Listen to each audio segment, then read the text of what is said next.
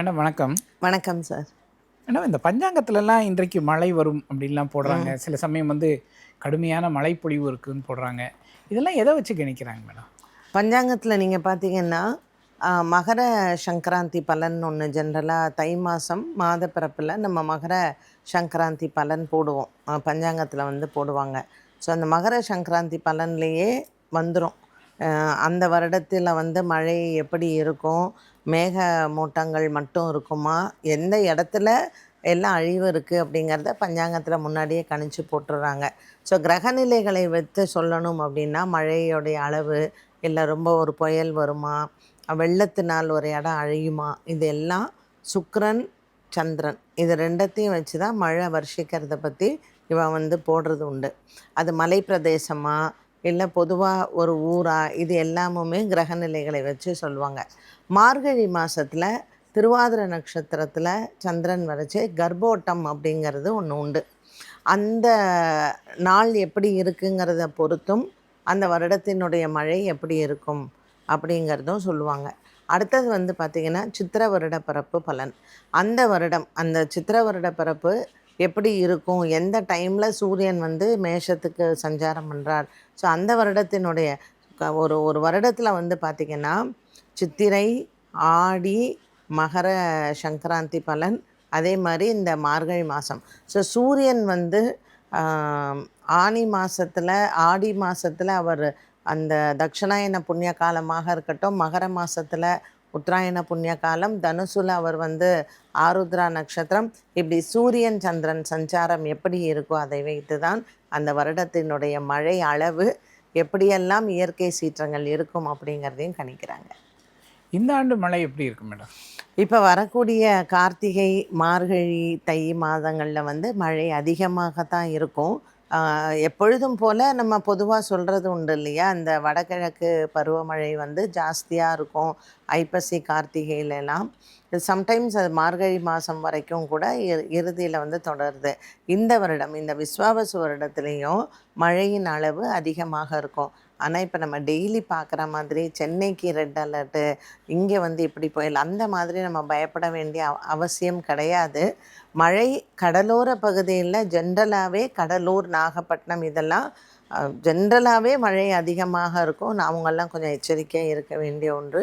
அதே போல் தான் இந்த வருடமும் நாகப்பட்டினம், கடலூர், அதே போல் நமக்கு அந்த சைடில் திருநெல்வேலி, தேனி மாவட்டங்கள், இதில் எல்லாத்துலேயுமே மழை அளவு அதிகமாக இருக்கும்.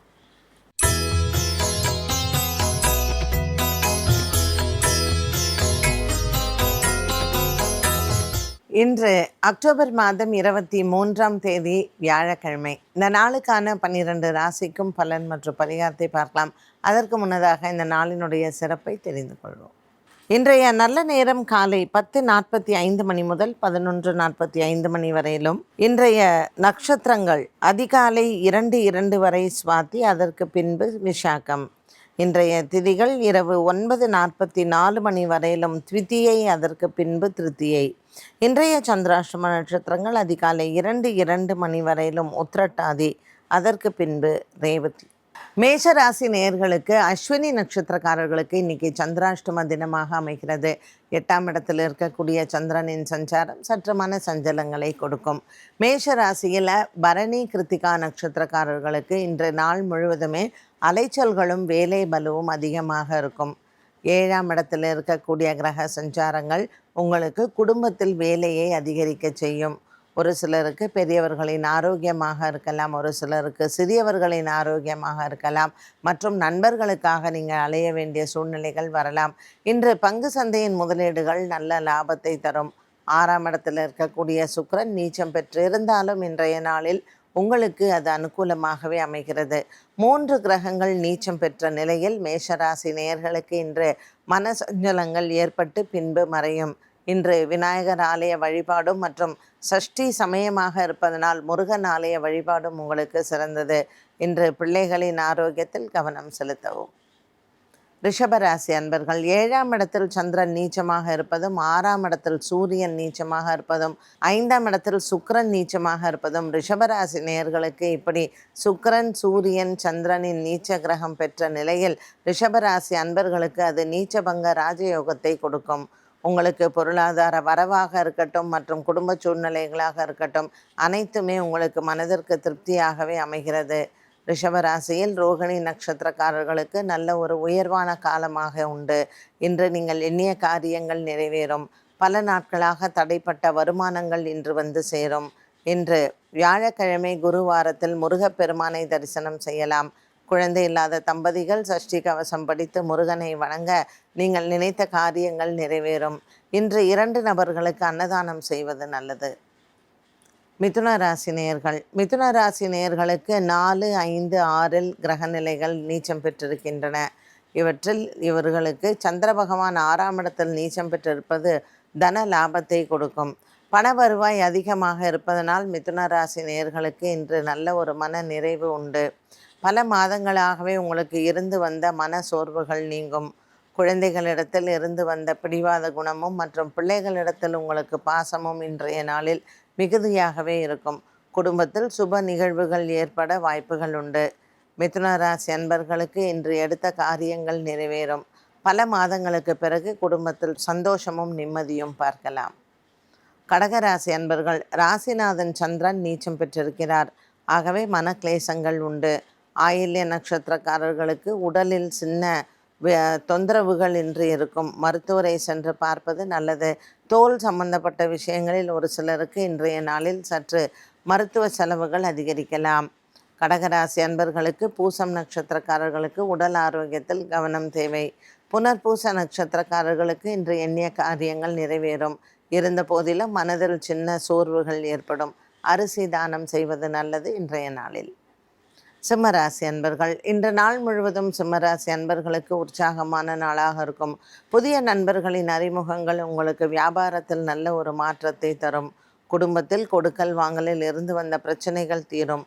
நீண்ட நாளாக இருந்து வந்த ஒரு சில பிரச்சனைகள் உங்களினுடைய பூமி சார்ந்ததாக இருக்கலாம், அல்லது நீங்கள் நிலம் வாங்குவது விற்பது ரியல் எஸ்டேட் பிஸ்னஸ் செய்வதாக இருந்தாலும் சிம்மராசி அன்பர்களுக்கு இன்று நல்ல ஒரு லாபத்தை பார்க்கக்கூடிய நாளாக அமைகிறது.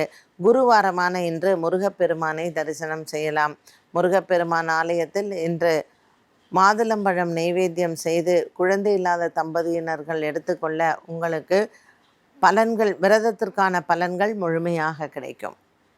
கன்னிராசி நேயர்கள், கன்னிராசி நேயர்களுக்கு இன்று அலைச்சலான நாளாக அமைகிறது. ராசிநாதன் 2ஆம் இடத்தில் செவ்வாயுடன் சஞ்சாரம், மேலும் சந்திரன் 3ஆம் இடத்தில். தாயாரின் உடல் ஆரோக்கியத்தில் கவனம் தேவை. இன்று நிலம் வாங்குவது விற்பதில் இருந்து வந்த பிரச்சனைகளும் மாறும். நீண்ட காலமாகவே உங்களுக்கு இருந்து வந்த குடும்ப சண்டைகள் மற்றும் சொத்து விவகாரங்கள், பணப்பட்டுவாடா, இதில் சம்பந்தப்பட்ட விஷயங்களில் மாற்றங்களை பார்க்கலாம். இன்றைய நாளில் கன்னிராசி அன்பர்களுக்கு எடுத்துக்கொண்ட முயற்சிகள் அனைத்தும் வெற்றியடையும். துலாம் ராசி நேயர்கள், இன்று துலாம் ராசி நேயர்களுக்கு மன சஞ்சலங்கள் தீரும். குடும்பத்தில் பெரியோர்களின் ஆசீர்வாதங்களை பெறலாம். சந்திர பகவான் இன்று விசாக நட்சத்திரத்தில் இன்று காலை நேரத்தில் சஞ்சாரம் செய்கிறார். முருகப்பெருமான் ஆலய தரிசனம் மிகவும் சிறந்தது. குருவாரமான இன்று சந்திரன் விசாகத்திலும் சஞ்சாரம் செய்வதனால் முருகப்பெருமானை 2 முறையிலும் கந்தசஷ்டி கவசம் படித்து ஆலய வழிபாடு உங்களுக்கு நல்லது.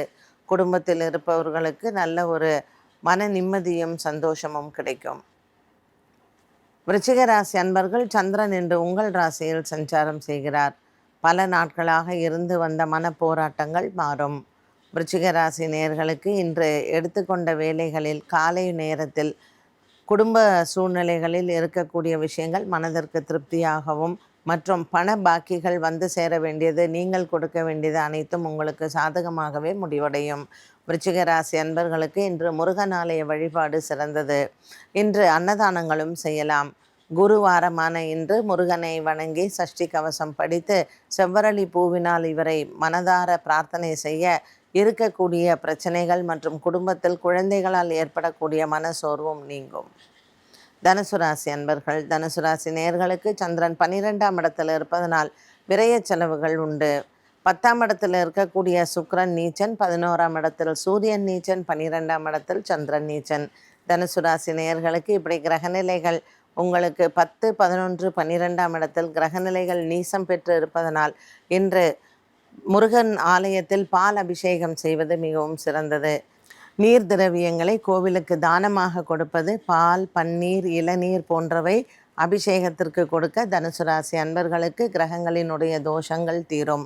தனுசு ராசி அன்பர்கள் இன்று முக்கிய முடிவுகளை தவிர்க்கலாம். இன்று வியாபாரம் சம்பந்தப்பட்ட பேச்சுவார்த்தைகளோ அல்லது வியாபாரம் சம்பந்தப்பட்ட விஷயங்களோ மாலை நேரத்தில் பேசுவது நல்லது. மகர ராசி அன்பர்கள் இன்று நாள் முழுவதும் மகர ராசி அன்பர்களுக்கு மனதில் இருந்து வந்த குறைகள் தீரும்.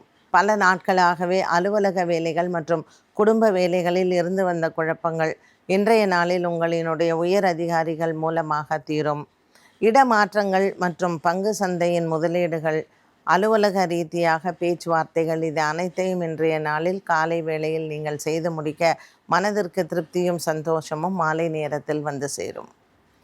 கும்பராசி அன்பர்கள் பூரட்டாதி சதயம் நட்சத்திரக்காரர்களுக்கு இன்று நல்ல ஒரு உற்சாகமான நாளாகவே அமைகிறது. சதயம் நட்சத்திரக்காரர்களுக்கு பெற்றோர்களிடத்தில் இருந்து வந்த பகை மாறும். பூரட்டாதி நட்சத்திரக்காரர்களுக்கு குடும்ப ஒற்றுமை ஓங்கும். அவிட்டம் நட்சத்திரக்காரர்களுக்கு பொது சேவையில் இருப்பவர்களுக்கு இவர்களினுடைய இலக்குகளில் ஜெயிப்பது உறுதி. கும்பராசி நேயர்களுக்கு இன்று ராசியில் இருக்கக்கூடிய ராகு பகவானும் 7ஆம் இடத்தில் இருக்கக்கூடிய கேது பகவானும் சின்ன சின்ன மன சஞ்சலங்களை கொடுப்பார்கள். இருந்த போதிலும் இன்றைய நாளில் உங்களினுடைய பிள்ளைகளால் உங்களுக்கு பெருமைகள் சேரும். 6ஆம் இடத்தில் குரு பகவான் மறைவு ஸ்தானத்தில் இருந்தாலும் இன்றைய நாள் உங்களுக்கு நல்ல ஒரு மன நிம்மதியும் சந்தோஷத்தையும் பார்க்கலாம். மீனராசி அன்பர்கள் சந்திரன் பாக்கியத்தில் அமைந்திருப்பது உத்திரட்டாதி ரேவதி நட்சத்திரக்காரர்களுக்கு நல்ல ஒரு மன நிம்மதியை தரும். 5ஆம் இடத்தில் குரு பகவானின் சஞ்சாரம் உச்சநிலையில் இருப்பதனால் தெய்வ அனுகூலங்களை பெறலாம். இன்று வியாழக்கிழமை இந்த குரு வாரத்தில் வேல்மாறல் படித்து மற்றும் கந்தசஷ்டி கவசம் படித்து முருகனை வணங்க நீங்கள் எடுத்துக்கொண்ட முயற்சிகள் அனைத்தும் வெற்றியடையும். பல நாட்களாகவே உங்களினுடைய மனதில் இருக்கக்கூடிய குறைகள் மற்றும் குடும்பத்தாரிடம் இருந்து வந்த குறைகளும் தீரும். 12 ராசிகளுக்கும் உண்டான பலன் மற்றும் பரிகாரத்தை பார்த்தோம். மீண்டும் சந்திக்கும் வரை நன்றி, வணக்கம்.